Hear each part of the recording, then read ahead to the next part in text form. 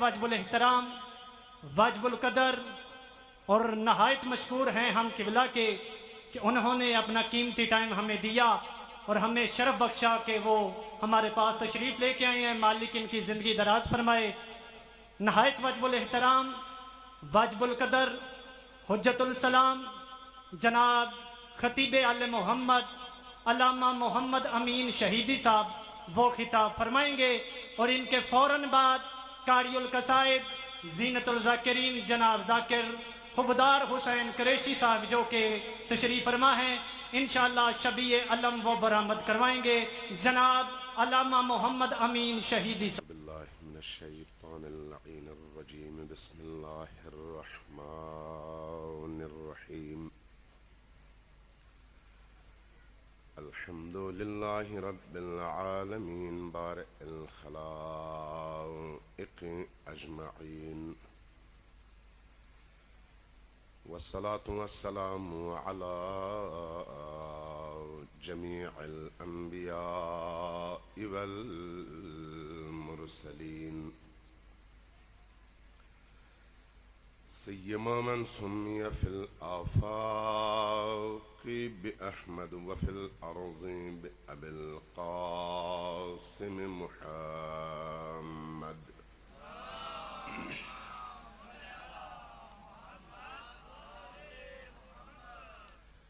والصلاة والسلام على أولادهم الطيبين الطاهرين المعصومين الميامين، واللعنة الدائمة على أعدائهم أجمعين من يوم عداوتهم إلى قيام يوم الدين. أما بعد، فقد قال الله تبارك وتعالى في كتابه المجيد، وهو أصدق القائلين وقوله الحق: إنما يريد الله ليذهب عنكم الرجس أهل البيت ويطهركم تطهيرا۔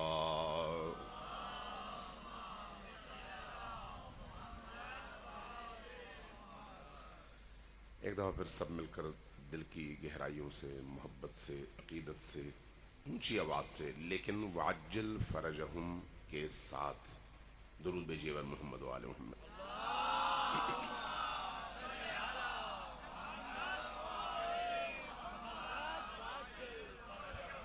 اللہ تبارک و تعالی آپ کی اس مجلس حسین میں تشریف آوری کو اپنی بارگاہ میں شرف قبولیت عطا فرمائے، اور آپ کے یہاں پر نشست کے ایک ایک لمحے کو اپنی بارگاہ میں عبادت شمار فرمائے۔ یہ جس مجلس میں آپ تشریف فرما ہے یہ نور کی مجلس ہے، یہ برکتوں کی مجلس ہے اور رحمتوں کے نزول کی مجلس ہے۔ کیوں؟ اس لیے کہ جن کی مجلس ہے وہ سراپا نور ہے، جن کا ذکر ہے وہ چونکہ خود نور ہیں، اس لیے اللہ نے ان کے ذکر کو بھی نور قرار دیا ہے،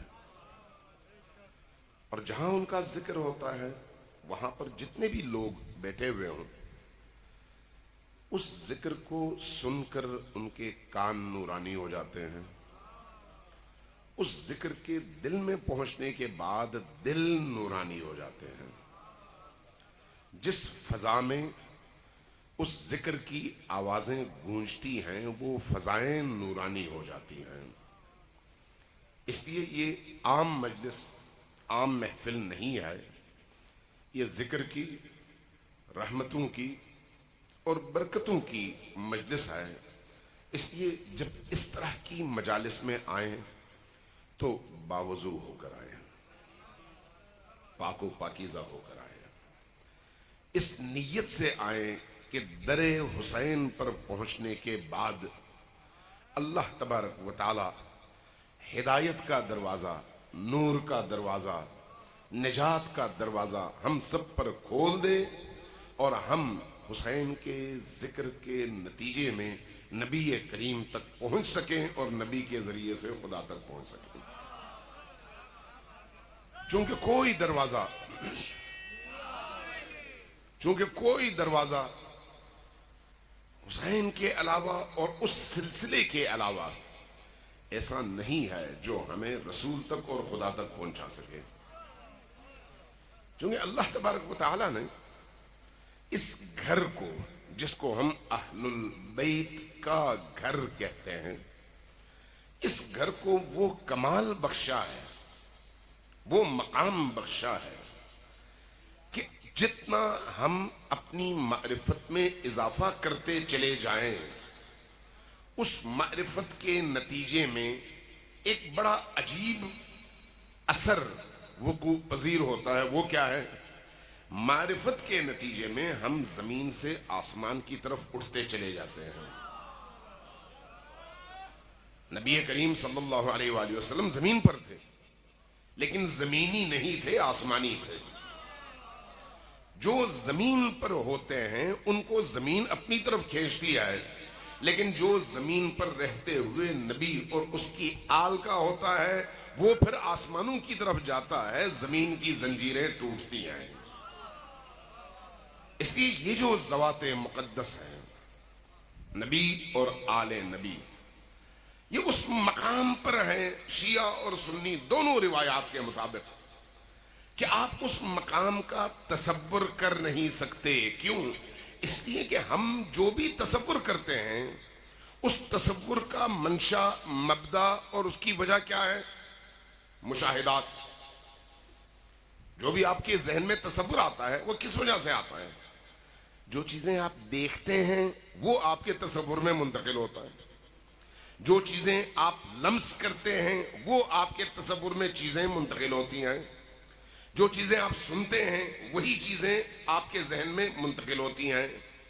جو چیزیں آپ چکھتے ہیں وہی چیزیں آپ کے ذہن میں منتقل ہوتی ہیں.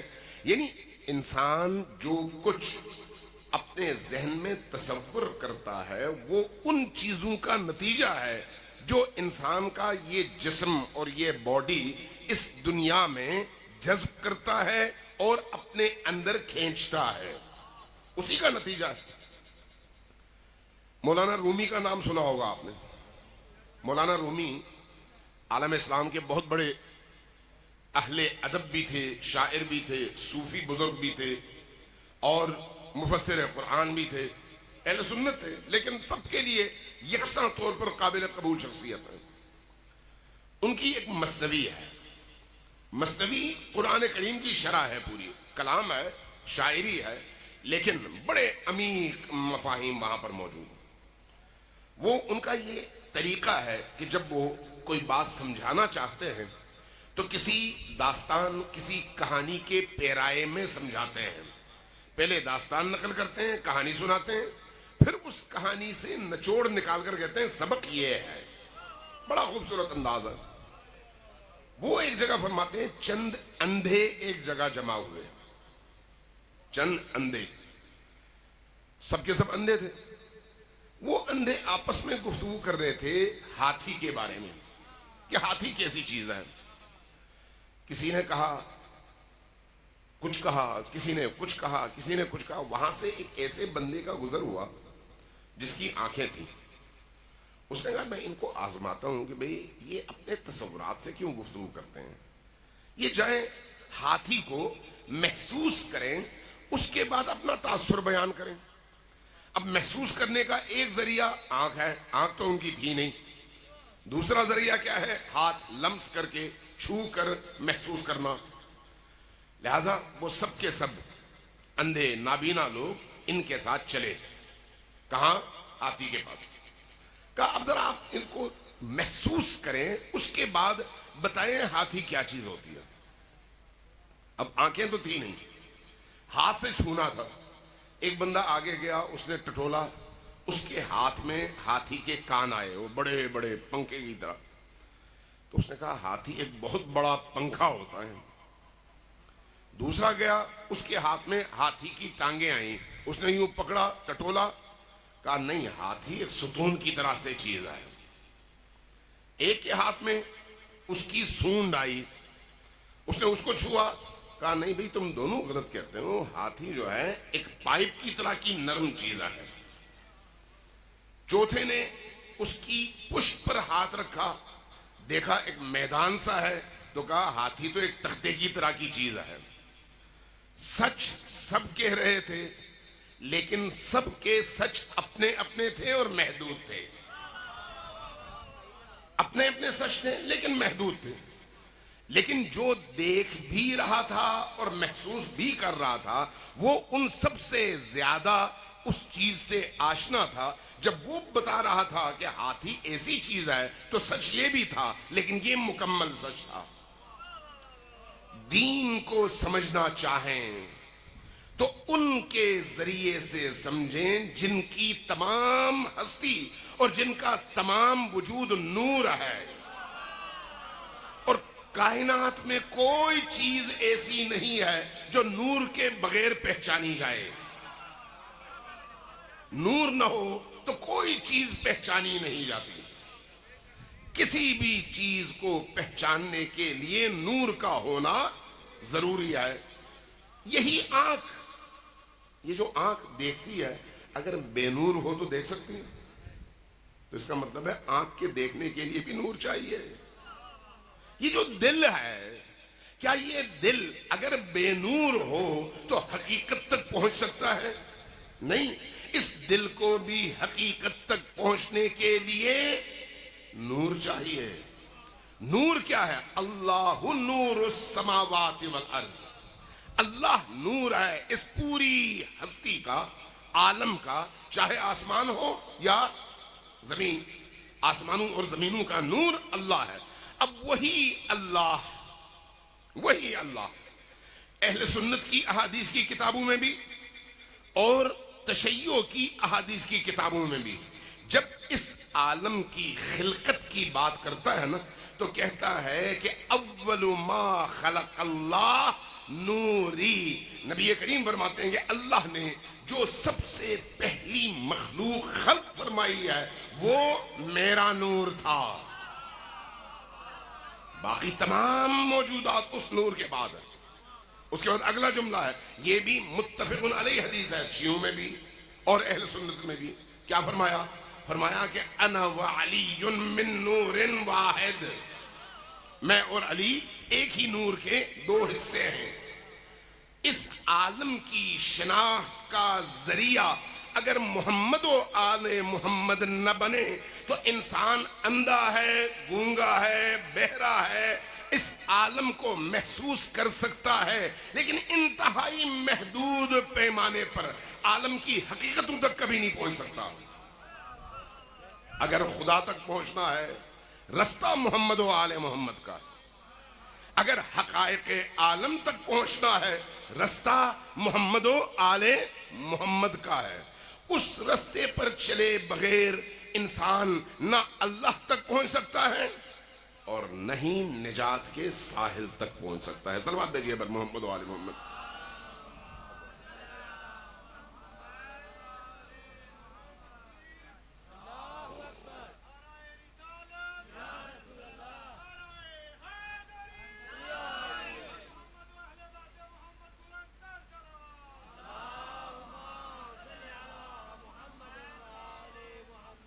یہ جو نور کا سلسلہ ہے، نبی کریم خود نور ہے.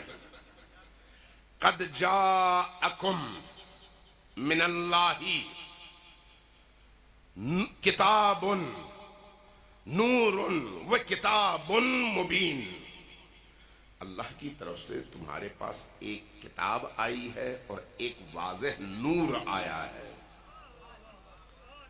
کتاب آپ کہیں پر بھی پڑھنا چاہیں تو اس کتاب کو پڑھنے کے لیے جہاں آنکھ اور دل کے نور کی ضرورت ہے، وہاں پر ظاہر میں بھی نور کی ضرورت ہے. نور نہ ہو، تاریکی میں آپ کتاب نہیں پڑھ سکتے. اس لیے اگر آپ قرآن کو سمجھنا چاہیں تو محمد و آل محمد کے بغیر سمجھ نہیں سکتے جب تک وہ نہ بتائیں، چونکہ قرآن نازل اللہ نے کیا ہے، قلب محمد پر کیا ہے، اس لیے یا محمد بتائیں گے کہ آیت کا مطلب کیا ہے، یا وہ جن کے بارے میں محمد الرسول اللہ نے فرمایا کہ میرے بعد یہ بتا سکتے ہیں۔ ذرا غور کیجئے، یہ حدیث جو میں ابھی متن آپ کو سنانے لگا ہوں، یہ حدیث تمام عالم اسلام میں متفق علیہ حدیث ہے۔ کیا ہے؟ انی تارکن فیکم الثقلین، میں تمہارے درمیان دو بھاری چیزیں چھوڑ کر جا رہا ہوں۔ کس کی حدیث ہے؟ نبی کریم کی۔ کس نے نقل کیا ہے؟ مسلم نے۔ کس نے نقل کیا ہے؟ ابو داؤد نے۔ کس نے نقل کیا ہے؟ ترمذی نے۔ کس نے نقل کیا ہے؟ معجم کبیر نے۔ کس نے نقل کیا ہے؟ معجم اوسط نے۔ کن کن کتابوں کا میں حوالہ دوں؟ انی تارکن فیکم الثقلین، میں تمہارے درمیان دو بھاری چیزیں چھوڑ کر جا رہا ہوں، کتاب اللہ و عطرتی، ایک کتاب خدا ہے اور دوسری میری عطرت ہے۔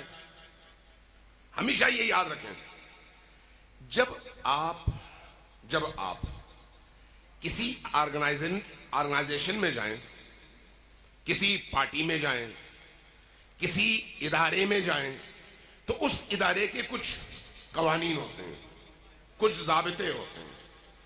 ان ضابطوں کو تسلیم کرنے سے پہلے آپ آزاد ہیں، لیکن جب آپ نے تسلیم کر لیا تو پھر آپ کو ان ضابطوں کی پابندی کرنی پڑتی ہے۔ اب اگر آپ نے کچھ کی پابندی کی اور کچھ کو چھوڑ دیا تو آپ مجرم کہلاتے ہیں۔ فرض کریں آپ میں سے بہت سارے ایسے ہوں گے جو یورپ میں مختلف باہر کے ممالک میں گئے ہوں گے، اور ایسے بھی ہوں گے جنہوں نے باہر کے کسی اور ملک کی شہریت لی ہوگی۔ جب آپ کسی اور ملک کی شہریت لیتے ہیں تو شہریت لیتے ہوئے آپ سے جو سب سے پہلا فارم بھرواتے ہیں وہ کیا ہے؟ آپ اس ملک کے قوانین کو اپنے آپ پر واجب العمل اور لاگو سمجھیں گے اور اپنے آپ کو پابند سمجھیں گے۔ آپ کی مرضی ہے کہ آپ مانیں یا نہ مانیں، لیکن جب آپ نے مان لیا، صرف آپ نے ایک جملہ مانا ہے، صرف ایک جملہ، لیکن جب آپ اس جملے کو ماننے کے بعد اس ملک میں داخل ہوتے ہیں اور وہاں کی شہریت آپ کو ملتی ہے، تو اب آپ کو اے سے لے کر زیڈ تک تمام ان کے قوانین کے سامنے سر تسلیم خم کرنا پڑتا ہے۔ تمام قوانین کے سامنے آپ یہ نہیں کہہ سکتے میں فلان بات مانوں گا، فلان بات نہیں مانوں گا، یہ نہیں کہہ سکتے آپ۔ تو کیا اسلام ایسا نہیں ہے؟ اسلام جب آپ سے کہتا ہے، مجھ سے کہتا ہے کہ نجات چاہتے ہو تو کہو لا الہ الا اللہ محمد رسول اللہ۔ اسلام یہی کہتا ہے، نجات چاہتے ہو، خدا تک پہنچنا چاہتے ہو، زندگی کے ہدف تک پہنچنا چاہتے ہو تو پڑھو لا الہ الا اللہ محمد رسول اللہ۔ آپ نے پڑھ لیا، مسلمان ہو گئے، دائرے میں داخل ہو گئے۔ اب آپ کی مرضی ہے یا اب خدا کی مرضی ہے؟ اب آپ کی مرضی کوئی نہیں ہے۔ کیوں؟ اس لیے کہ آپ نے کلمہ پڑھ لیا۔ اب کلمہ پڑھنے کے بعد جتنے بھی اللہ کے احکام آئیں گے ان تمام احکام کو ماننا آپ کی ذمہ داری ہے۔ یہ آپ کہیں نہیں کہہ سکتے یہ والی بات میں مانوں گا، وہ والی بات نہیں مانوں گا۔ آپ یہ نہیں کہہ سکتے۔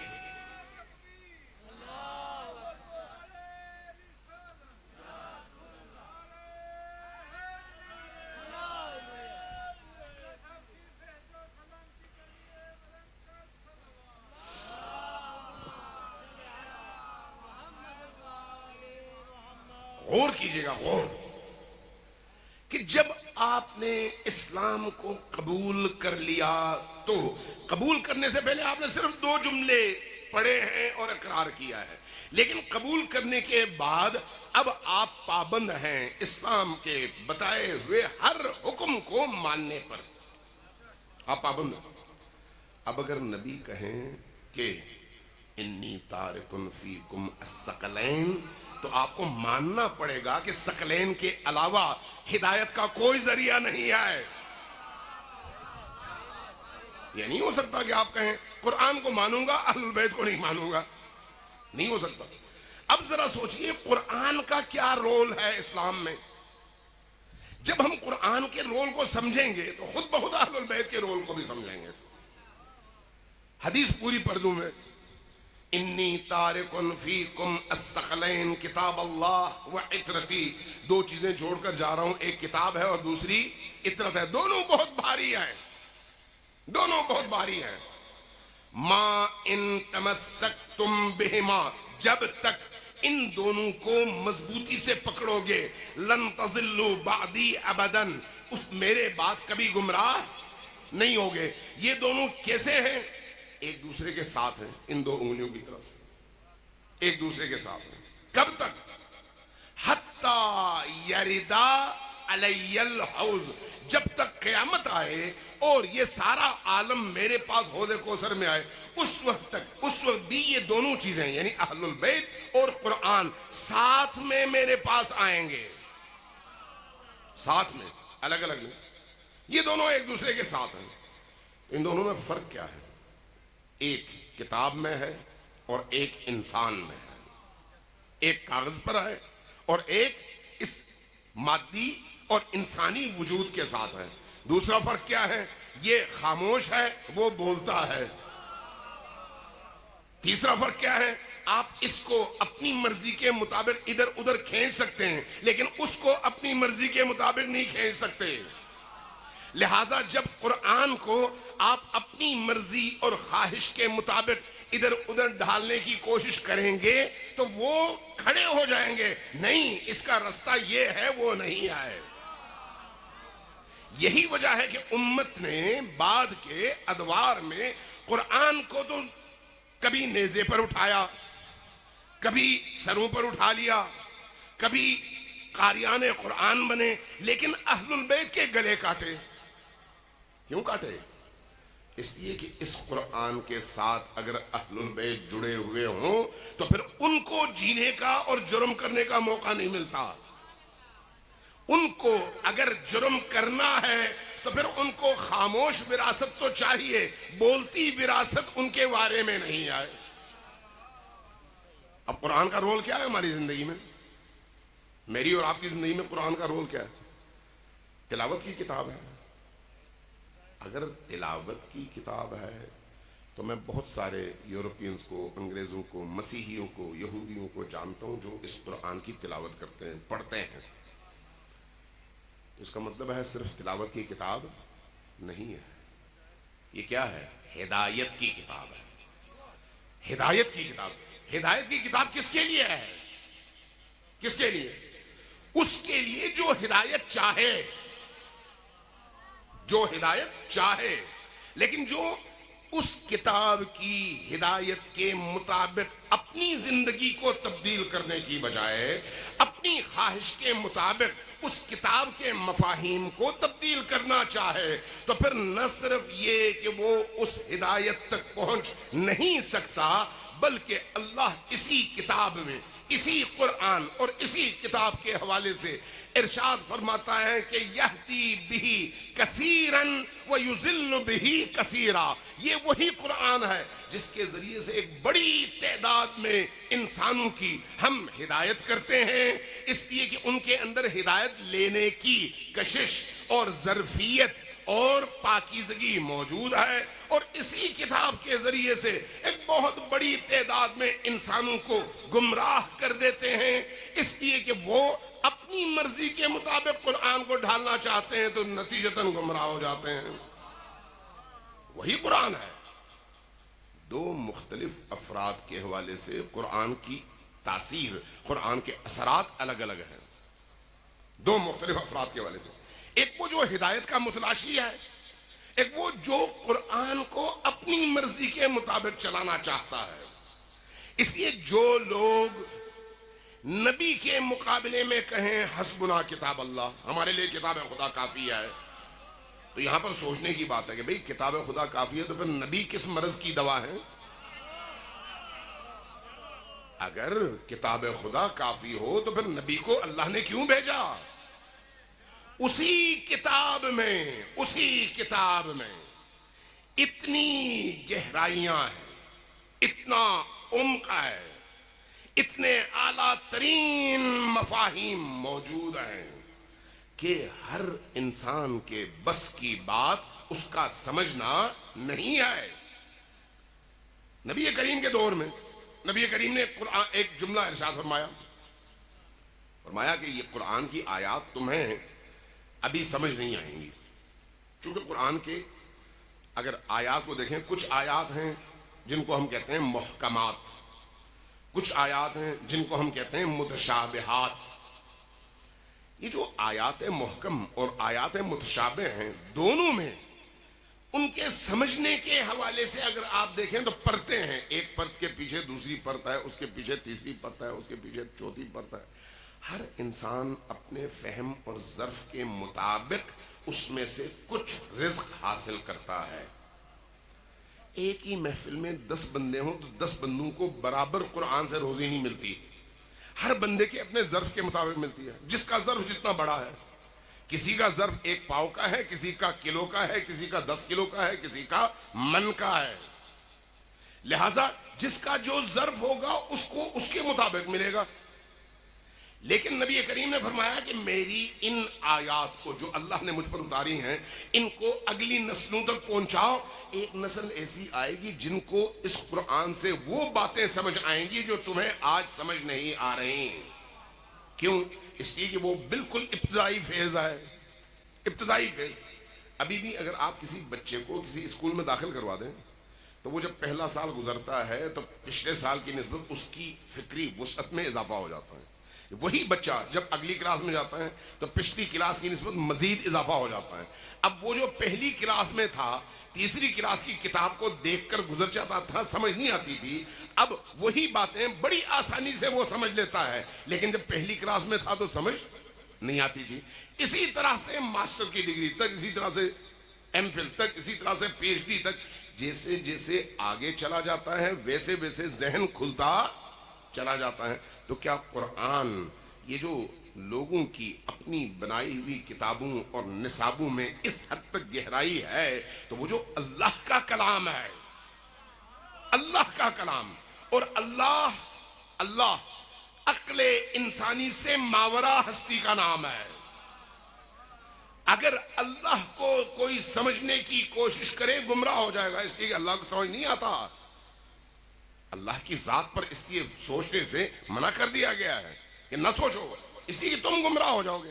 اللہ کی ذات سوچنے کے لیے نہیں ہے، ہاں اس کی صفات پر آپ سوچ سکتے ہیں۔ اب وہ اللہ اپنے کلام کو بشر پر نازل کر رہا ہے۔ بشر ہے اس خاکی دنیا کی مخلوق۔ اس خاکی دنیا کی مخلوق کے ذہن کو کھولنے کے لیے اللہ نے اپنا کلام نازل فرمایا۔ یہ کلام گویا خدا کی تجلی ہے زمین پر۔ توجہ ہے میں کیا عرض کرتا ہوں؟ یہ کلام اللہ کی زمین پر تجلی ہے۔ اب اس تجلی کو کتنے فلٹر سے گزارنے کے بعد اس قابل اللہ نے بنایا کہ اس خاکی مخلوق کو تھوڑی بہت سمجھ آ سکے، تھوڑی بہت، زیادہ نہیں۔ لیکن جب آپ نبی کی بات کریں گے، نبی کو پورا قرآن سمجھ آتا ہے۔ نبی نے جن لوگوں کی نشاندہی کی ان کو پورا قرآن سمجھ آتا ہے۔ اس لیے جب آپ نبی سے پوچھتے ہیں تو نبی ایک ہی آیت کے 50 مفاہیم آپ کے سامنے پیش کر دیتے ہیں۔ میں ہمارے ہاں نجف اشرف میں ایک بہت بڑے مرجع تقلید گزرے، آیت اللہ العظمی حکیم، تقریباً کوئی 50-60 سال پہلے۔ جب وہ حوزہ علمیہ میں زعیم تھے، انہوں نے ایک واقعہ لکھا، کہا کہ میں نوجوان تھا اور حوزہ علمیہ نجف میں پڑھتا تھا، تو ہم نے ماہ رمضان میں سوچا کہ کسی بڑے اور جلیل القدر عالم کی بارگاہ میں ہم جاتے ہیں اور ان سے کہتے ہیں کہ قرآن کریم کی تفسیر ہمیں سمجھائیں۔ کہا ٹھیک، چلے گئے۔ ایک بہت بڑی عارف، صوفی منش اور اندر سے انتہائی پاکیزہ لیکن فکری طور پر بہت بلند معیار کی ایک شخصیت کے پاس. کہتے ہیں ہم نے 30 دن ان کے ساتھ گزارے. افطار کے بعد کہنے لگے پہلے دن انہوں نے ایک سورت کے آغاز سے شروع کیا, بسم اللہ الرحمن الرحیم کے بعد پہلی آیت جو پڑھی اس کی ایک تفسیر بیان کر دی. گھنٹہ اس میں گزر گیا, کہا اب باقی اگلی رات میں. دوسری رات ہم گئے, اسی آیت کا ایک اور مفہوم بیان کیا جو پچھلے مفہوم سے بالکل مختلف تھا. ہمیں حیرت ہوئی کہ پچھلی رات انہوں نے یہ باتیں کی تھیں اسی آیت سے, آج یہ والی باتیں کرنے اسی آیت سے. کتنا فہم ہے ان کا. تیسری رات گئے, اسی آیت کی تلاوت کی, تیسرا مفہوم بیان کیا. چوتھی رات گئے, اسی آیت کی تلاوت کی, چوتھا مفہوم بیان کیا. 30 راتیں گزر گئیں, آیت کے مفاہیم کا بیان ختم نہیں ہوا. یہ کیوں؟ اس لیے کہ جو انسان جتنا خدا سے, نبی سے, اہل البیت سے متصل ہوتا ہے, جتنا قریب ہوتا ہے, جتنا وہ قریب ہوگا وہ نور ہے. اس کے تاریک دل کو جتنا یہ قریب ہوگا وہ اتنا نورانی کریں گے. جتنا یہ زیادہ نورانی ہوگا اتنا زیادہ قرآن کو سمجھے گا. اس لیے قرآن اور اہل البیت کو دونوں کو ساتھ لے کر چلے بغیر نہ دنیا ہے نہ آخرت. اس لیے اگر ہم نے کچھ لینا ہے تو وہ یا بولتے قرآن سے لینا ہے یا خاموش قرآن سے. ان کو ہم جدا نہیں کر سکتے. جدا ہمیشہ سلاطین کرتے ہیں, جدا ہمیشہ دنیا پرست لوگ کرتے ہیں, جدا ہمیشہ بادشاہ کرتے ہیں, جدا ہمیشہ وہ کرتے ہیں جن کے سیاسی مفادات ہوتے ہیں, اور اس وقت کرتے ہیں جب انہیں اپنے مقاصد کے لیے قرآن کو استعمال کرنا ہوتا ہے. قرآن کو استعمال کر سکتے ہیں لیکن اہل البیت کو استعمال نہیں کر سکتے. اس لیے اہل البیت کو کاٹتے ہیں, قرآن کو سینے سے لگاتے ہیں. صلوات بھیجیے بر محمد و آل محمد.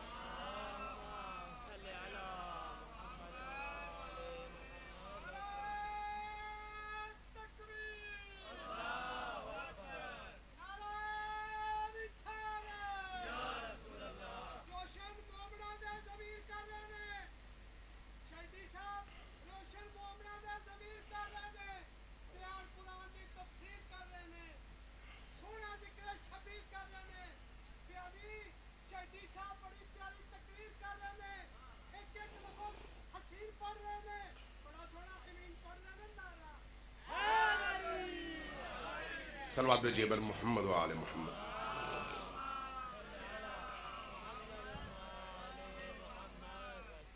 چونکہ یہ حدیث شیعہ سنی متفقہ حدیث ہے, میں نے ابتدا سے بالکل اشارے کر کے میں گزرا ہوں. اس کی تفصیلات میں جانا چاہیں تو ہر جملے کے پیچھے ظاہر ہے ایک پوری داستان ہے, پورا ایک معرفتوں کا ختم نہ ہونے والا سلسلہ ہے. میں چونکہ وقت کم ہے, اس وقت کم وقت میں میں چاہتا ہوں کہ چند اہم پوائنٹس آپ کے پاس آ جائیں تاکہ آپ سوچ کر سمجھ کر نکل سکیں. جب آپ یہاں سے نکلیں تو کم از کم آپ کے ذہنوں میں کئی سوالات اٹھیں اور ان سوالات کے جوابات آپ نے تلاش کرنے ہوں, تب آپ کی یہ مجلس کامیاب مجلس ہے. ذرا سوچئے آج ہمارے معاشرے کے اندر کتنا بڑا المیہ ہے کہ ہم اہل البیت اور صحابہ کے نام پر لوگوں کو لڑاتے ہیں. لڑاتے ہیں یعنی کیا یہ لڑائی بنتی ہے؟ بنتی ہے یہ لڑائی؟ خدا اور رسول کو لڑایا جا سکتا ہے, رسول اور رسول کی آل کو لڑایا جا سکتا ہے, آل اور اصحاب کو لڑایا جا سکتا ہے. ہمارے ہاں ایک کلی قاعدہ ہے, کس کو ہم رسول کریم کا صحابی مانتے ہیں تاکہ غلط فہمی نہ رہے. ہم ہر اس فرد کو جو اپنی ولادت سے لے کر یا اسلام قبول کرنے سے لے کر رسول کریم کی رحلت تک نہیں بلکہ اپنی وفات تک ہمیشہ ہر معاملے میں جو بھی رسول کا وفادار رہے اور آل رسول کا وفادار رہے, ہم اس کو ایسا جلیل القدر صحابی سمجھتے ہیں کہ اس کے خاک پاک کو اپنی آنکھوں کا سرما سمجھتے ہیں. ہمارے سامنے بالکل واضح معیار ہے بھائی. اس معیار پر کمپرومائز بھی کوئی نہیں ہے. اور میرا خیال ہے کوئی ذی شعور آدمی اس معیار کو رد نہیں کر سکتا.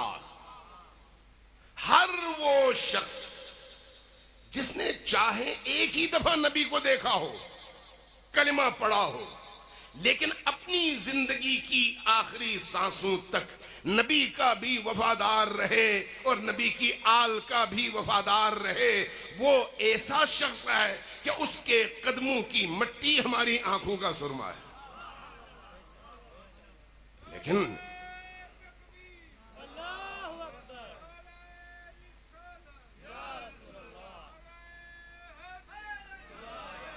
اب ذرا غور کیجئے گا, اس لیے یہ لڑانے والی بات سمجھ نہیں آتی.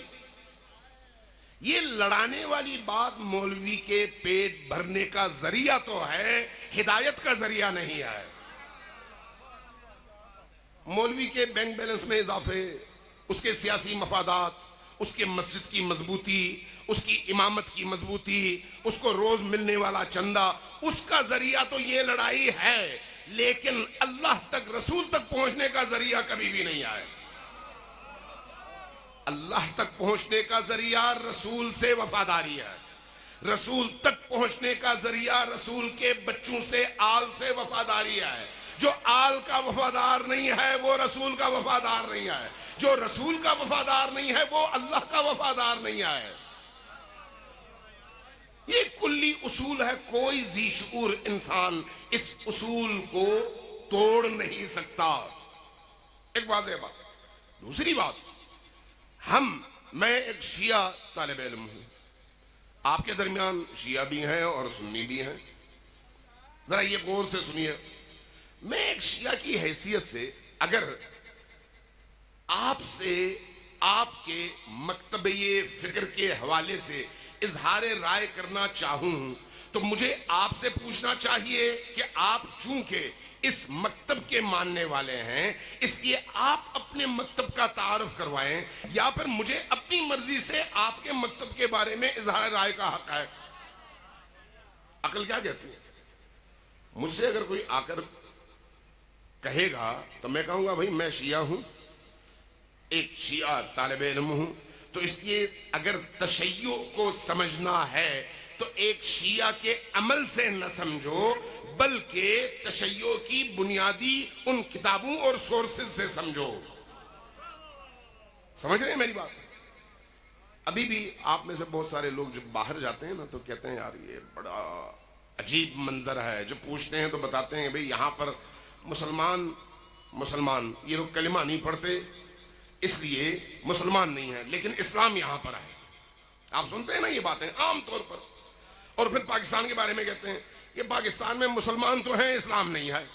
یہ بات آپ عام طور پر سنتے ہیں, ہم تو بہت سنتے ہیں. کیا مطلب ہے اس کا؟ اس کا مطلب یہ ہے کہ جب ایک مسلمان کے عمل کو دیکھا جاتا ہے تو اس کے عمل میں اسلام نظر نہیں آتا. اب اگر مجھے اسلام کو سمجھنا ہے تو اس مسلمان کے عمل سے نہیں سمجھنا, اس لیے کہ اس کا عمل اس قابل ہے ہی نہیں کہ اسلام کا تعارف کروا سکے. مجھے جانا ہوگا اسلام کو سمجھنے کے لیے. اسلام اللہ کا بھیجا ہوا آئیڈیالوجی کا مجموعہ ہے, اس مسلمان کے اعمال کا مجموعہ نہیں ہے. لہذا ایک دوسرے کو سمجھنے کے لیے ان بنیادی سورسز کو پڑھیے جس پر دونوں مکاتب فکر کا اتفاق ہے کہ ہم اس سورس کے مطابق عقائد کے پابند ہیں, ورنہ ایک دوسرے کو پہچان نہیں سکتے. ایک بات. دوسری بات جو بڑی اہم ہے, اہل البیت اور صحابہ کرام سے دین ہم سب لیتے ہیں, اہل سنت بھی لیتے ہیں اور اہل تشیع بھی لیتے ہیں, لیکن ایک فرق کے ساتھ. وہ فرق کیا ہے؟ ہم اہل تشیع کی پہلی ترجیح یہ ہے کہ ہم دین کا سورس نبی کو سمجھتے ہیں. پہلا سورس ہمارا نبی ہے, نبی کے بعد آل نبی ہے. کیوں؟ اس لیے کہ اللہ کے رسول نے کہا کہ میں تمہارے درمیان دو چیزیں چھوڑ کر جا رہا ہوں, قرآن اور اہل البیت قرآن دین کا سورس ہے یا نہیں ہے؟ تو جو کردار قرآن کا ہے وہی کردار اہل البیت کا بھی ہے. لہذا ہم پابند ہیں کہ دین جب لیں تو یا قرآن سے لیں، اور اگر قرآن سے کوئی مشکل ہوئی، کہیں پر ہمیں سمجھ نہیں آئی، تو ہم پوچھیں اہل البیت سے کہ آپ کیا کہتے ہیں دین کے بارے میں. جو وہ کہیں گے وہی دین ہے. کیوں وہی دین ہے جو اہل البیت کہیں؟ اس لیے کہ نبی نے فرمایا کہ یہ اور قرآن ساتھ ہیں، اس لیے ان دونوں کو ساتھ میں پکڑو. پکڑنے کا مطلب یہ تو نہیں ہے کہ میں قرآن اپنے گلے میں ڈال لوں تو میں مسلمان ہو گیا. اہل البیت کے ناموں کی تعویذ بنا کے گلے میں ڈال لوں تو میں مسلمان ہو گیا. اس کا مطلب یہ تو نہیں ہے. پکڑنے کا مطلب کیا ہے؟ الف سے لے کر یہ تک تمام دین تم قرآن سے لو اور قرآن کے ساتھ اہل البیت سے لو. یہ ہے اس وصیت کا مطلب. لہذا ہم جب دین لیتے ہیں تو نمبر 1 ہمارا سورس قرآن ہے، اس کے بعد اس کے ساتھ اہل البیت ہیں، اور اس کے ساتھ صحابہ نبی ہیں. اس کے ساتھ صحابہ نبی ہیں. جو اصحاب نبی سے حدیث نقل کرتے ہیں، اگر سلسلے سند صحیح ہے تو ہم اس کو چونکہ نبی کا کلام سمجھتے ہیں، اس لیے صحابہ کرام سے بھی لیتے ہیں اور اس پر عمل کرتے ہیں. لیکن اب اگر اختلاف پیدا ہو جائے، ایک بات اہل البیت نے کہی، اس کے اپوزٹ بات صحابہ کرام نے کہی، تو میری ذمہ داری کیا ہے؟ میں کس سے پکڑوں؟ میں چونکہ نبی کریم نے خود یہ فرمایا کہ قرآن اور اہل البیت میں جدائی نہیں ہے، اس لیے میں اہل البیت کو اس لیے پکڑوں گا کہ اہل البیت جو بھی کہیں گے قرآن کے مطابق ہوگا، چونکہ اس کی ضمانت اللہ کے رسول نے دیا ہے. جہاں ٹکراؤ ہوگا وہاں پر میں اہل البیت کی طرف رجوع کروں گا. باقی مسلمانوں کی اپنی ترجیحات ہیں، ان کی مرضی، لیکن میں اس آئیڈیالوجی کو اس لیے قبول کرتا ہوں کہ رسول سے مجھے یہ آئیڈیالوجی ملی ہے. اب اہل البیت کو میں اتنی اہمیت کیوں دیتا ہوں؟ اس کی وجہ بھی یا قرآن ہے یا خود نبی اعظم، نبی مکرم محمد مصطفیٰ صلی اللہ علیہ وآلہ وسلم کا کلام ہے. اس کی وجہ بھی وہ ہے. میری ان سے کوئی خاص ایسی دوستی یا ان کے دشمنوں سے دشمنی نہیں ہے. ان سے دوستی بھی خدا کی وجہ سے ہے اور ان کے دشمنوں سے دشمنی بھی خدا کی وجہ سے ہے. اس لیے کہ یہ اللہ کو محبوب ہستیاں ہیں. چونکہ یہ اللہ کو محبوب ہے اس لیے ہمیں محبوب ہے. ان کے دشمن اللہ کو مبغوض ہیں اس لیے ہمیں بھی مبغوض ہیں. معیارات بالکل واضح ہیں. اب آگے بڑھیے. اہل البیت کی عظمت اور ان کے مقام کے حوالے سے کیا یہ صرف شیعوں کا عقیدہ ہے؟ اگر کوئی ایسا سمجھتا ہے تو نمبر 1 وہ احمق ہے، نمبر 2 وہ جاہل ہے، اسے پڑھا نہیں ہے. جتنی فضیلتیں اہل البیت علیہ السلام کے حوالے سے، جتنے کمالات، جتنے مقامات اہل تشیع کی حدیث کے منابع، مآخذ اور کتابوں میں اہل البیت کے حوالے سے ہیں، کم از کم اتنی ہی احادیث اہل سنت کے ہاں بھی ہیں. کسی موضوع پر آپ دیکھیں، مجھے بتائیں، میں اہل سنت کی کتاب سے نکال کے آپ کو دے دیتا ہوں. تو اس کا مطلب یہ ہے کہ اہل البیت شیعہ اور سنی کا مشترکہ سرمایہ ہے. اس کا مطلب یہ ہے، میری بات سمجھ رہے ہیں؟ اس کا مطلب یہ ہے کہ اہل البیت پر جس طرح اللہ پر اتفاق ہے، رسول اللہ پر اتفاق ہے، اللہ کی کتاب پر اتفاق ہے، اسی طرح اہل البیت پر بھی اتفاق اسلام کی علامت ہے. اور اگر کوئی اہل البیت سے بغاوت کرے تو ایک مسلمان اپنی نماز میں درود بھیجتا ہے. درود کس پر بھیجتا ہے؟ نبی اور آل نبی پر. جو نبی نے، دیکھیں دین وہی ہے جو نبی نے دیا. توجہ ہے میں کیا عرض کروں؟ دین وہ نہیں ہے جو میں بناؤں. دین میں نہ میں دین کے عنوان سے ایک لفظ کا اضافہ کر سکتا ہوں، نہ اپنی مرضی سے ایک لفظ کم کر سکتا ہوں. ہاں اضافہ کروں یہ کہہ کر کروں یہ میری خواہش ہے تو ٹھیک ہے، لیکن یہ میری خواہش ہے، دین نہیں. آپ کو وہ باؤنڈری لگانی پڑے گی، ریڈ لائن لگانی پڑے گی کہ یہ دین نے کہا ہے اور یہ میں نے کہا ہے. جو میں نے کہا وہ دین نہیں ہے. دین وہی ہے جو یا اللہ کہے، قرآن کہے، یا اہل البیت، نبی کریم اور اہل البیت کہے. دین وہی ہے. اس لیے آپ جب نماز پڑھتے ہیں تو نماز میں آپ کو درود سکھایا گیا ہے. آپ شیعہ ہو تب بھی سکھایا گیا ہے، سنی ہو تب بھی سکھایا گیا ہے. درود کیا ہے؟ اللہم صلی علی محمد وعلی آل محمد کما صلیت علی ابراہیم وعلی آل ابراہیم انک حمید مجید. یہ نبی کریم کا سکھایا ہوا درود ہے. آپ اضافہ کریں گے تو اپنی مرضی سے کریں گے، اللہ کی مرضی سے نہیں. کمی کریں گے تو اپنی مرضی سے خواہش کے تحت کریں گے، اللہ کی رضا کے تحت نہیں. جو آپ نے اضافہ کیا وہ بھی دین نہیں ہے، جو آپ نے کم کیا وہ بھی دین نہیں ہے. صحیح ہے؟ واضح ہو گئی بات. اب ذرا آئیے، کون سا ایسا مسلمان ہے جو نماز میں درود نہیں پڑھتا؟ کون سا ایسا مسلمان ہے؟ کوئی ایک مسلمان مجھے بتا دیں جو نماز میں درود نہ پڑھتا ہو. تو اس کا مطلب یہ ہے کہ وہ محمد و آل محمد. درود کا طریقہ بھی دیکھیں اللہ نے کیسے سکھایا، نبی کریم نے کیسے تعلیم دی کہ باراللہ محمد و آل محمد پر اسی طرح ہمیشہ درود بھیج جس طرح تو حضرت ابراہیم اور اس کی آل پر بھیجتا تھا.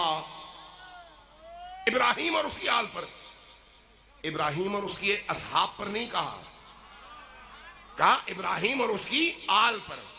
یہاں پر بھی کہا اللہ کے رسول پر اور رسول کی آل پر. یہ انہوں نے کہا، میں اس میں کون ہوتا ہوں ایک لفظ کا اضافہ کرنے والا یا کمی کرنے والا؟ اس لیے مولوی کا دین کبھی ہو سکتا ہے اللہ کے دین کے مطابق ہو، کبھی ہو سکتا ہے اس کی خواہش کے مطابق ہو. اب آپ کی ذمہ داری ہے کہ اللہ کے دین کو مولوی کے دین سے الگ کریں. یہ میری ذمہ داری ہے، ورنہ میں اللہ کو جواب تو نہیں دے سکتا. اب یہ جو درود ہے، کسی مسلمان کو اس درود کے متن پر کوئی اختلاف نہیں ہے. کسی مسلمان کو جتنی بھی گزشتہ 1500 سالوں میں ہم تک پہنچنے والی حدیثوں کے مجموعے ہیں، ان میں درود یہی ہے. ہاں اس میں مختصر درود شامل ہے. مختصر درود کیا ہے؟ اللہم صلی علی محمد وعلی آل محمد، یہ بھی ہے. اور اللہم صلی علی محمد وآل محمد، یہ بھی ہے. دونوں طرح سے ہے. اصحاب کے سلسلے سند سے بھی یہی ہے اور اہل البیت کے سلسلے سند سے بھی یہی ہے. بعض اوقات ہم اپنی جہالت، نادانی اور دین سے ناواقفیت کی وجہ سے بعض اوقات چھوٹی چھوٹی چیزوں کو نزاع کا ذریعہ بنا کر ایک دوسرے کو نیچا دکھانے کی کوشش کرتے ہیں. یہ دین نہیں ہے. یہ دین نہیں ہے. یہ میری خواہش ہے. میری خواہش کا نام دین نہیں ہے. میری خواہش کا نام ابلیس ہے. اس لیے ابلیس کو اللہ سے جدا کریں. اب ذرا اسی پر غور کریں. حتیٰ ہمارے شیعوں کے اندر بھی بعض اوقات جب کہا جائے کہ اللہم صلی علی محمد وعلی آل محمد تو بعض لوگوں کو غصہ آ جاتا ہے، یہ اللہ آپ نے کیوں ڈال دیا؟ پوچھو کیا ہوا تو کہتے ہیں آپ نے نبی اور ان کی آل کے درمیان اللہ کر کے فاصلہ ڈال دیا ہے. تو گویا ان شیعوں کو نبی سے زیادہ سمجھ آتی ہے یا اہل البیت سے زیادہ سمجھ آتی ہے. اہل البیت کے برجستہ ترین فرد امام زین العابدین علیہ السلام کا دعاؤں کا مجموعہ صحیفہ سجادیہ آپ کے گھروں میں موجود ہے. ذرا اٹھا کے دیکھیے. 54 دعائیں ہیں. ان میں جگہ جگہ درود ہے. متعدد جگہوں پر امام زین العابدین خود جب درود بھیجتے ہیں تو کہتے ہیں اللہم صلی علی محمد وعلی آل محمد. لیکن چونکہ پڑھتے نہیں ہیں اس لیے اس ایک فاصلہ اللہ کے اس فاصلے کو سمجھتے ہیں گویا فاصلہ پڑ گیا. نہیں بھی اتنا آسان نہیں ہے نبی اور آل نبی کو جدا کرنا. آسان نہیں ہے. کون جدا کر سکتا ہے؟ لیکن اس طرح کا تاثر کب بنتا ہے؟ جب ہم پڑھتے نہیں ہیں. اسی طرح کی جہالتیں ادھر اہل سنت کے اندر بھی ہیں. میں نے بڑے زبردست قسم کے قاریوں کو دیکھا، جب قرآن کریم کی تلاوت ختم ہوتی ہے صدق اللہ العظیم، جب ان سے پوچھو کہ صدق اللہ العلی العظیم کیوں نہیں کہتے؟ کہتے ہیں کہ یہ شیعہ کرتے ہیں، اس لیے کہ شیعہ حضرت علی کا نام لے آتے ہیں، اس لیے ہم نہیں لاتے. بھئی آپ کو یہ نہیں پتا کہ علی، حضرت علی سے پہلے خود اللہ کا نام ہے؟ یہ نہیں پتا؟ اور کیا خود آیت الکرسی میں وَهُوَ الْعَلِيُّ الْعَظِيم موجود ہے یا نہیں؟ جب اللہ خود کہتا ہے وَهُوَ الْعَلِيُّ الْعَظِيم، تو آپ کو صدق اللہ العلی العظیم کہتے ہوئے کیوں درد اٹھتا ہے؟ اس کا مطلب ہے جہالت ہے. اس کا مطلب ہے جہالت ہے. جہالت کے علاوہ اور کچھ نہیں ہے. ان جہالتوں سے اپنے آپ کو دور کریں. اور عام طور پر ایسی جہالتوں کا بیج بونے والے کم علم، ان پڑھ یا متعصب اور ناصبی مولوی ہوتے ہیں. یہ یاد رکھیں. جس کے دل میں محمد و آل محمد کا عشق ہوگا وہ کبھی بھی امت میں اس طرح کی چیزوں کی وجہ سے اختلاف نہیں ڈالتا. وہ جوڑتا ہے، توڑتا نہیں ہے. اللہ کا دین جوڑنے کے لیے آیا ہے، توڑنے کے لیے نہیں آیا. اللہ کے دین نے حتی جانوروں سے بھی محبت کا حکم دیا ہے، احترام کا حکم دیا ہے. انسان تو بہت دور کی بات ہے. ہم امام صادق علیہ السلام کو امام برحق مانتے ہیں. امام صادق علیہ السلام ایک گلی میں آ رہے تھے گھر جانے کے لیے. گلی تنگ تھی، دیکھا سامنے سے ایک کتا آ رہا ہے. گلی کے نکڑ پہ رک گئے، فرمایا تفضل تفضل، آئیے آئیے. کتا آ کے دم ہلا کے گزر گیا تو امام اندر گلی میں داخل ہوئے. ایک کتے کا بھی احترام نبی فرماتے ہیں اور نبی کی آل کرتے ہیں. کتے کا بھی احترام، تو دوسرے انسان کا احترام نہیں ہے. لیکن ہمارے مولوی کیا کرتے ہیں؟ جو میری مرضی کے مطابق نہ ہو اس کی گردن بھی کاٹ دو، اس کا مال بھی حلال ہے. یہ اللہ کے دین سے، اللہ کے نام پر جنگ ہے. اللہ کے دین سے، اللہ کے نام پر جنگ ہے. اس سے بڑھ کر گمراہی اور کوئی نہیں ہے. اب میں آپ کو امام احمد ابن حنبل کی 2 روایت سناتا ہوں، گفتگو ختم کرتا ہوں. صلوات بھیجیے بر محمد وآل محمد.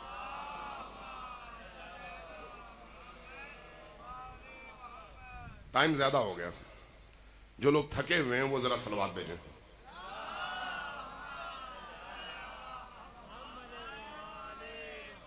آپ سب تھکے ہوئے ہیں، مجھ سے زیادہ تو نہیں تھکے ہوئے. جو لوگ نہیں تھکے وہ ذرا اونچی آواز سے صلوات بھیجیں.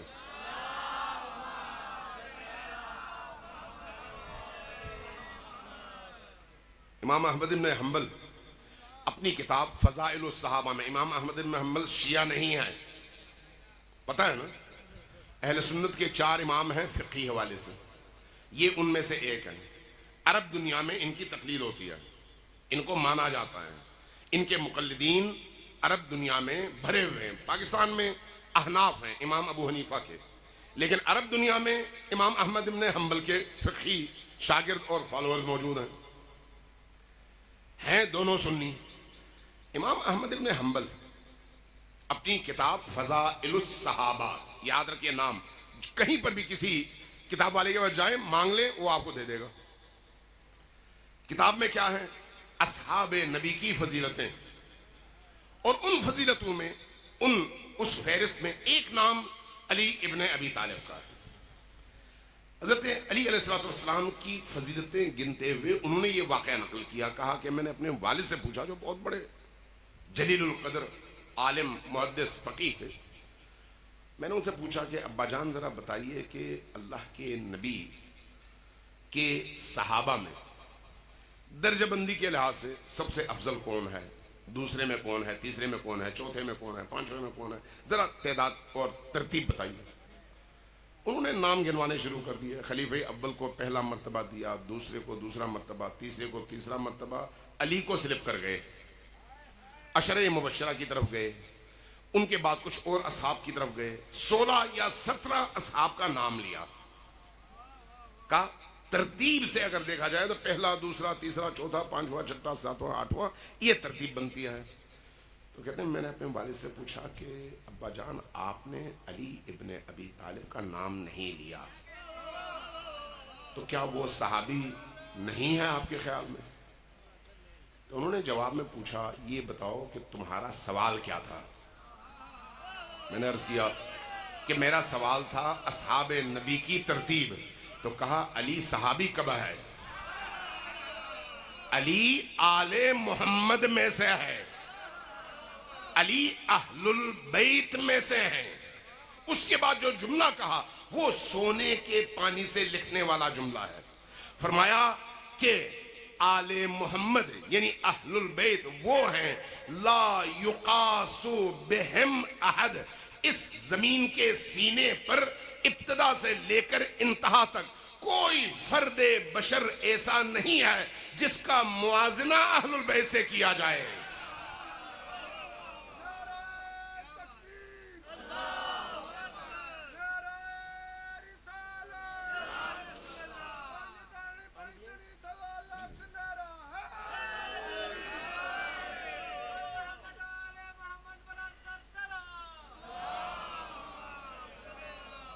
کوئی فرد بشر ایسا نہیں ہے جس کا موازنہ کر سکیں اہل البیت کے ساتھ۔ لا یقاس بہم احد، ایک بندہ ایسا نہیں ملے گا پورے کرۂ ارض پر اور طول تاریخ انسانیت میں۔ کیوں؟ اس لیے کہ یہ وہ ہیں جن کی طہارت کی شہادت اللہ نے روز ازل میں دی ہے، جب کہا انما یرید اللہ لیذھب عنکم الرجس اہل البیت ویطہرکم تطہیرا۔ یہ جو روز ازل سے اللہ کی آیات، اس پر قدیم زمانوں میں بڑی بحثیں ہوتی تھیں کہ بھئی قرآن قدیم ہے یا حادث ہے، یعنی ابھی اللہ نے انشاء کیا ہے یا جب سے اللہ ہے قرآن ہے۔ اس پر بڑی علمی بحثیں ہوتی تھیں، ایک دوسرے کو کافر بناتے تھے، ایک دوسرے کو مارتے تھے، یہ اس طرح کی بحثیں ہوتی رہی ہیں تاریخ میں۔ اللہ کی صفت ہے ازلی ہونا، سمجھانے کے لیے عرض کروں، اللہ کا ارادہ بھی ازلی ہوتا ہے۔ اللہ غنی ہے تو تب نہیں ہے جب کسی کو دے، اللہ اگر رازق ہے تب نہیں ہے جب کسی کو دے، اللہ اگر ستار ہے تو تب نہیں ہے جب کسی کا عیب چھپائے۔ اللہ ازلی طور پر غنی بھی ہے، ستار بھی ہے، اور عطا کرنے والا معطی بھی ہے، رازق بھی ہے، رحیم بھی ہے، رحمان بھی ہے۔ کیوں؟ اس لیے کہ اللہ کی یہ ساری صفات عین ذات ہیں، عین ذات، ذات پر زائد صفات نہیں ہے کہ یہ صفات بعد میں آ جائیں۔ میں اور آپ ایسے نہیں ہیں، ہماری ایک ذات ہے۔ پیدائش کے موقع پر بچے تھے، بڑے ہوئے، کالے کپڑے پہنے تو کالے ہو گئے، سفید کپڑے پہنے تو سفید ہو گئے، تعلیم حاصل کی چلے گئے، ڈاکٹر بنے تو ڈاکٹر کہلائے، وکیل بنے تو وکیل کہلائے، پہلے نہیں تھے اب ہیں۔ یعنی جو چیزیں ہم نے ایڈاپٹ کر لی ان کی وجہ سے وہ ہماری شناخت بنی۔ اللہ کی صفات ایسی نہیں ہیں، اللہ کی صفات ازلی ہیں، ازلی۔ ارادہ ان صفات میں سے ہے، جب اللہ کہتا ہے کہ ہمارا یہ ارادہ ہے کہ اہل البیت اس طرح پاک ہوں جس طرح پاک ہونے کا حق ہے، تو یہ ارادہ ازلی ہے۔ جب اللہ تھا کچھ نہیں تھا تب بھی اہل البیت پاک ہی پاک تھے۔ اب ذرا آئیے اصحاب کی طرف، ہماری جانیں قربان ہو ان پر، لیکن ظاہر ہے کچھ بت پرست تھے، کچھ یہودی تھے، کچھ مسیحی تھے، کچھ مشرک تھے، کچھ اور تھے۔ کسی نے اپنی زندگی کے 30 سال شراب نوشی اور بدکاری میں گزارے، اللہ نے ہدایت دی، آ گئے اور بالکل پاک ہو گئے۔ کسی نے 40 سال گزارے، کسی نے 50 سال گزارے، کسی نے 10 سال گزارے۔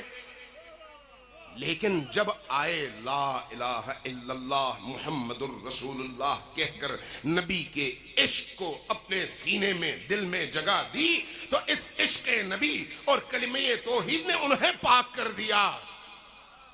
لیکن کیا اہل البیت بھی ایسے ہیں؟ نہیں، اہل البیت ازلی طور پر پاک ہیں، تو ان کا کس سے مقابلہ ہو سکتا ہے؟ کسی سے نہیں ہو سکتا، کسی سے نہیں ہو سکتا. اب آپ دوسری حدیث سنیے، یہ بھی اسی فضائل صحابہ میں ہے، امام حسین علیہ السلام کے حوالے سے. فرمایا کہ حسین کون ہے، پہچانو. یہ جو آج آپ کو یہاں پر اس خیمے کے تحت جمع کیا گیا ہے، کس نے جمع کیا ہے؟ حسین ابن علی نے. حسین ابن علی اللہ کی سب سے بڑی رحمت کا نام ہے. توجہ ہے آپ کی؟ اللہ کی سب سے عظیم رحمت کا نام حسین ابن علی ہے. اللہ کی رحمتوں کا دروازہ حسین ابن علی ہے. اس لیے حسین ابن علی کے ناموں میں سے ایک باب رحمت اللہ الواسعہ ہے.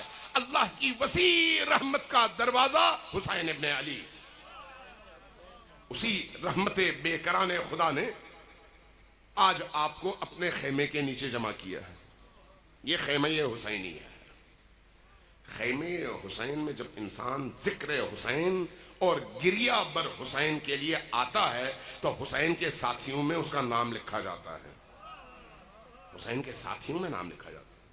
اس لیے اس کو معمولی نہ سمجھیں. آپ سنی ہوں تب بھی، اہل حدیث ہوں تب بھی، دیوبندی ہوں تب بھی، شیعہ ہوں تب بھی، اس کو معمولی نہ سمجھیں. یہ ایک بہت بڑی عطا ہے ہم سب کے لیے کہ اللہ نے رحمت کے اس عظیم دروازے کو ہمارے لیے کھول دیا اور ہمارے دلوں میں یہ کشش پیدا کی کہ اس ہستی کے نام پر اس کے خیمے کے نیچے ہم جمع ہو سکیں. عطا ہے یہ. اب امام احمد ابن حنبل کی حدیث سنیے. کہنے لگے حسین ابن علی وہ ہستی ہیں، وہ ہستی کہ اگر کوئی مومن سے مراد جو اللہ پر ایمان رکھتا ہے، اللہ پر ایمان رکھتا ہے، اگر کوئی اہل ایمان آئے اور ایسی مجلس میں بیٹھے جہاں پر حسین کا تذکرہ ہو اور اس تذکرے کی مجلس میں بیٹھ کر چند قطرے آنسوں کے بہائے تو اللہ تبارک و تعالیٰ اس کی آنکھوں سے گرنے والے ہر قطرے اشک کو جہنم کو بجھانے کی صلاحیت دے دیتا ہے.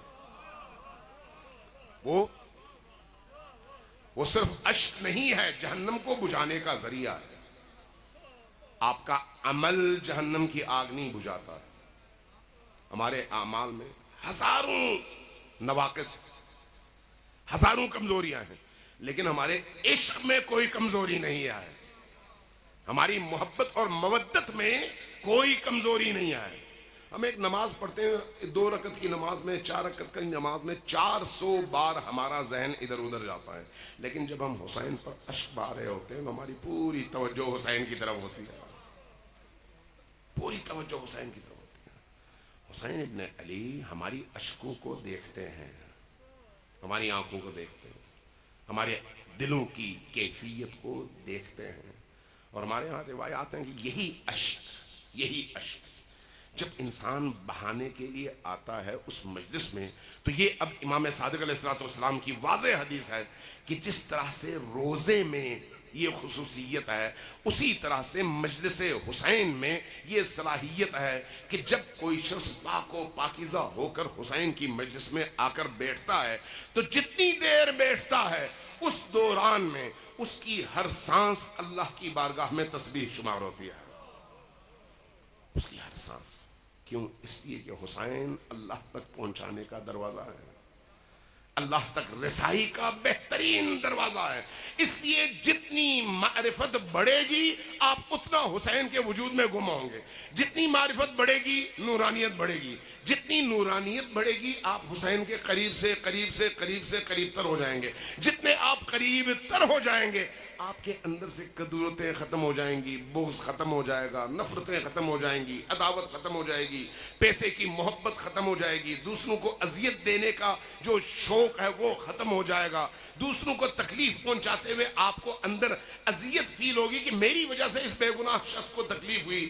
دوسروں کا مال آپ کبھی نہیں کھائیں گے، دوسروں کا حق آپ کبھی نہیں دبائیں گے۔ کب؟ جب حسین کے قریب پہنچ جائیں۔ حسین کے قریب پہنچنا یعنی طہارت، حسین کے قریب پہنچنا یعنی نورانیت۔ یہ نورانیت انسان کو ان تمام برائیوں اور تاریکیوں سے روکتی ہے۔ یہ ایام حسین ابن علی کے ایام ہے، یہ ایام زینب کبریٰ کے ایام ہے۔ زینب کبریٰ اس تاریخ انسانیت کی وہ مظلومہ ہے کہ اگر کربلا کے واقعے میں دیکھا جائے تو حسین ابن علی عاشور کے دن ایک دفعہ سر کٹا کر شہید ہو گئے، لیکن زینب کربلا سے کوفہ تک اور کوفہ سے دمشق تک ہر روز ذبح ہوتی تھی اور ہر روز زندہ ہوتی تھی۔ زینب وہ مظلومہ ہے، اور اس مظلومہ کو دیکھ کر امام سجاد خون کے آنسو روتے تھے، خون کے آنسو۔ چونکہ ذاکر صاحب تشریف لا چکے ہیں، میں چاہوں گا کہ وہ برآمدگی کروائیں گے تو تفصیل سے مسائل وہ پڑھیں، میں صرف تبرکن اور تیمنن چند جملے عرض کرتا ہوں۔ حضرت زینب سلام اللہ علیہا کو جب کوفہ میں لایا جا رہا تھا نا، ذرا سوچیں کوفہ کون سا شہر ہے؟ وہ شہر جہاں پر یہی زینب بنت علی 4.5 سال علی خلیفۃ المسلمین کی بیٹی کی حیثیت سے ان خواتین کو دین سکھایا کرتی تھیں۔ یہ وہ خاتون ہے اور یہ وہ شہر ہے۔ اب اس شہر میں اس خاتون کو بچوں کے ساتھ لایا جا رہا ہے، لیکن ڈھول کیا کہہ کر پیٹا جا رہا ہے؟ ہم نے خوارج کو اور خلیفۃ المسلمین کے خلاف بغاوت کرنے والے باغیوں کو پکڑا ہے، لوگوں شادیانے بجاؤ اور جشن مناؤ۔ رات کے وقت یہ پہنچے ہیں کوفے کے دروازے پر، اس لیے ان کو اندر جانے نہیں دیا گیا، روک دیا گیا۔ صبح جب سارے لوگ جاگ کر آئیں شہر میں، بازاروں میں، بازار سج جائیں، تو تب آپ نے اندر آنا ہے اور ان کو لے کر لشکر نے اندر داخل ہونا ہے۔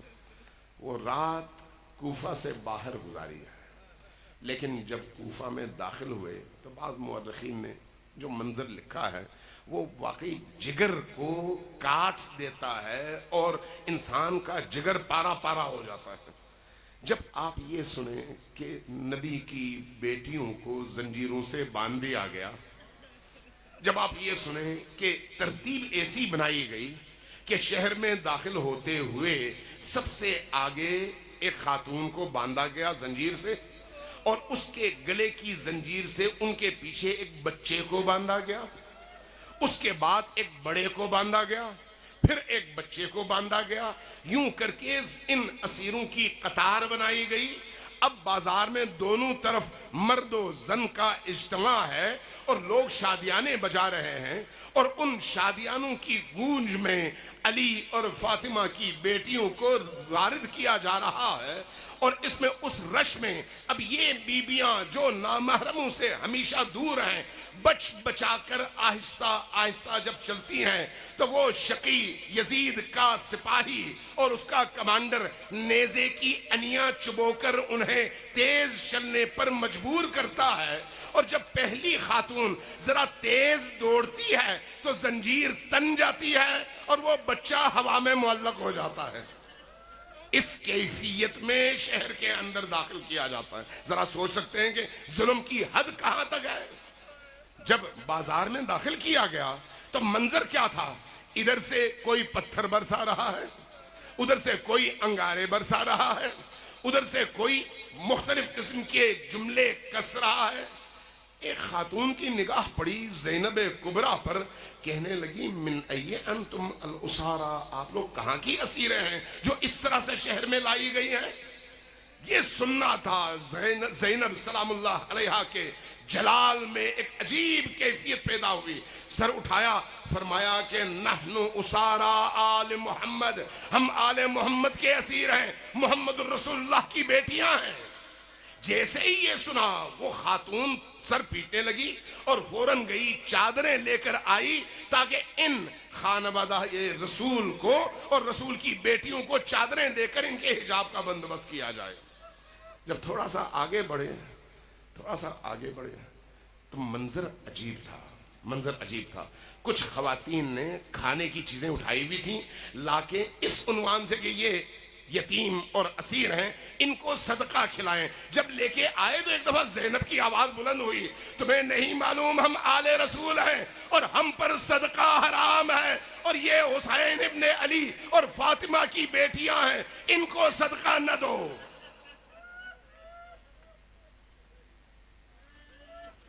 انا للہ و انا الیہ راجعون وسيعلم الذين ظلموا أي منقلب ينقلبون۔ میں 3-4 دعائیں مانگتا ہوں، آپ لوگ بیٹھیں، ان دعاؤں پر آمین کہیں، اس کے بعد پھر ذاکر صاحب آپ کو سنائیں گے، آپ لوگ استفادہ کریں گے۔ خدایا اس مجلس کو اپنی بارگاہ میں شرف قبولیت عطا فرما، اللہ ہمارے قلوب کی تطہیر فرما، ہمیں حقائق محمد و آل محمد کے ادراک اور فہم کی توفیق عطا فرما، اللہ آل محمد کی نورانیت ہمارے دلوں میں منتقل فرما، ہمیں آل محمد کے دامن سے ہمیشہ متمسک رہنے کی توفیق عطا فرما، اللہ جب تک جیتے ہیں علی اور آل علی کے راہ پر جینا نصیب فرما، مرنے لگے تو انہی کی راہ میں جام شہادت نوش کرنا نصیب فرما، اللہ جو لوگ پریشان حال ہیں ان کی پریشانیوں کو بحق زہرا سلام اللہ علیہا دور فرما، جو لوگ بے اولاد ہیں انہیں حضرت علی اصغر کے طفیل باصلاحیت اور نیک اولاد عطا فرما، اللہ ہمارے جتنے مرحومین دنیا سے گزر چکے ہیں سب کو آل محمد کے سائے میں جگہ عطا فرما اور ان کی برزخ کی زندگی کو آسان فرما، ہمیں موت سے پہلے توبہ کر کے دنیا سے جانے کی توفیق عطا فرما، موت سے پہلے علی کا اور آل علی کا دیدار نصیب فرما، اللہ عالم حشر میں حضرت زہرا سلام اللہ علیہا کی شفاعت ہم سب کو نصیب فرما، اللہ ہماری ان دعاؤں کو قبول فرما۔ ان تمام دعاؤں کی قبولیت کے لیے اونچی آواز سے 3 بار صلوات بھیجیے بر محمد و آل محمد۔